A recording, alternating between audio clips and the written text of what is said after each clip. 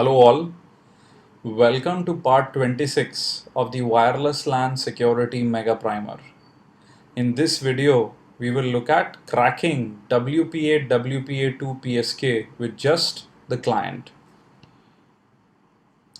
So how would this work? Well, if you remember, the Cafe Latte and the Hirte attack were successful in getting the web key from an isolated client by stimulating it to generate more and more web encrypted packets. Now, unfortunately, in the case of WPA WPA2 PSK, there is no foolproof way to crack the key. The only way you could do it once again is if the passphrase is poorly chosen. Now, even with that in place, how do we go about it? Because the the authorized access point is not here. We only have the client. So in the previous video, we saw how simple it is to actually create WPA WPA2 honeypots using Airbase NG. Now in this video, we'll take that one step forward and understand how to crack WPA WPA2 PSK with just a client. So if you remember this familiar diagram, in this case I've just replaced the access point with the hacker.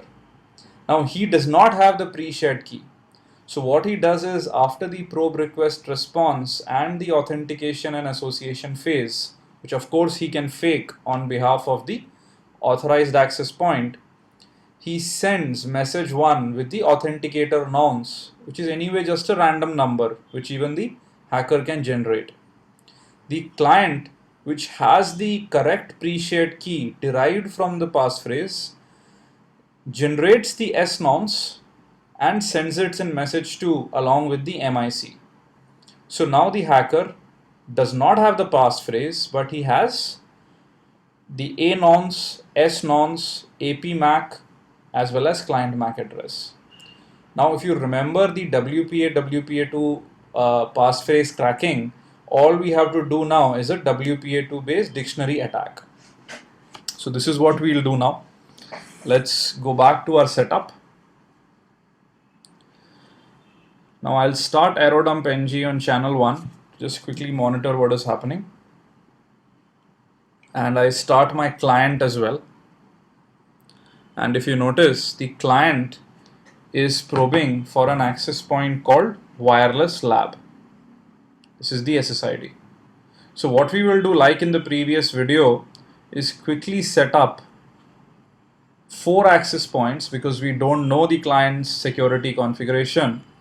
One which is an open access point, which is the first one, all having the name wireless lab.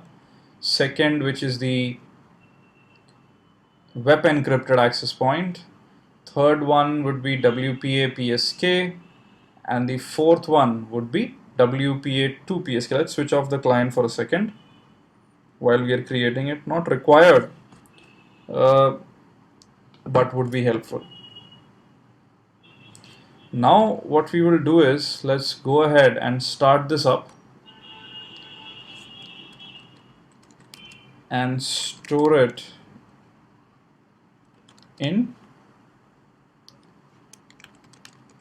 some file. Now let's switch on the client while we have all of these 4 access points and see what happens.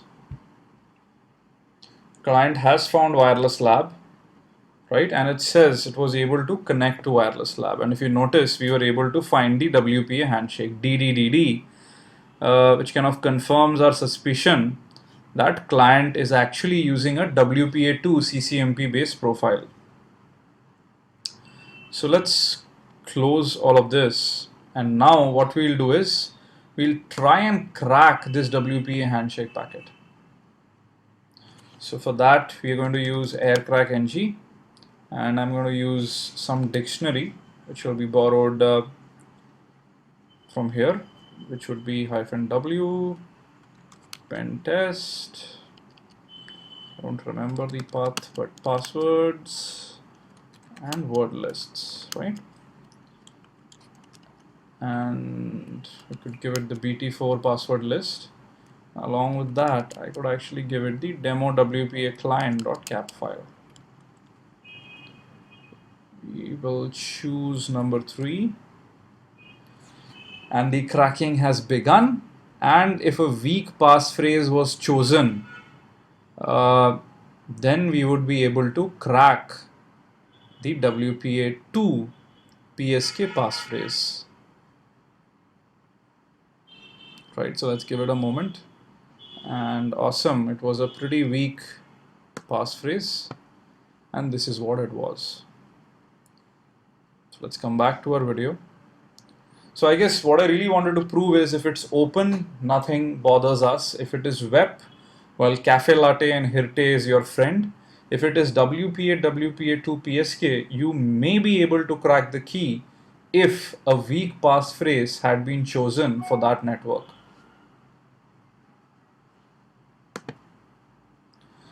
I guess that's all for this video. Look forward to seeing you in the next one. Please leave your comments behind and definitely try this attack at home.